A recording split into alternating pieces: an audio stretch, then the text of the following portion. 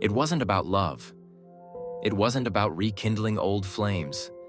Sophia just needed closure. She wanted to face Pascal one last time and tell him she had finally moved on.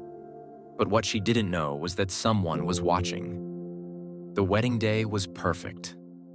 Sophia walked down the aisle, her heart pounding in her chest. David stood at the altar, his eyes filled with pure love and devotion, while Sophia forcing a smile, praying that the past would stay buried. Their honeymoon was straight out of a dream.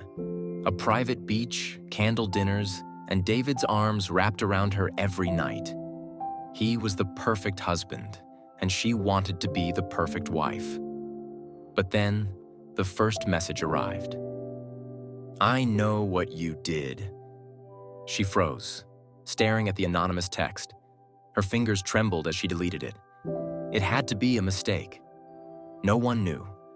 She had met Pascal in secret, away from prying eyes. No cameras, no witnesses, right? But then came another message. "Does David know where you were last night?" Her stomach twisted. Someone knew. Someone had seen her. That night, David noticed her unease. "You've been quiet," he murmured, tracing circles on her bare shoulder. "Are you okay?" She forced a laugh. "Just tired from the trip." But sleep didn't come. She lay awake, dreading the next message. The next day, a package arrived at their hotel. Inside was a single photo, her and Pascal in a dimly lit cafe talking. It wasn't incriminating, but the angle made it look intimate. The note attached sent shivers down her spine.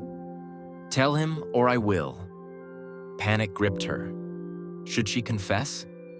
Number David wouldn't understand. He would think the worst. That evening, she snuck out, following the instructions in the next message. A secluded part of the beach.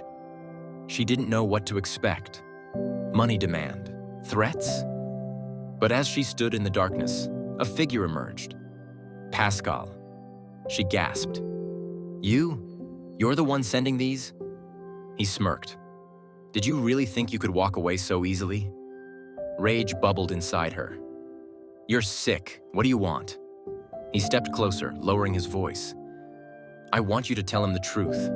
Or maybe I should." A rustle behind them made her spin. David stood a few feet away, his face unreadable. He had followed her. Silence stretched between them, thick with tension.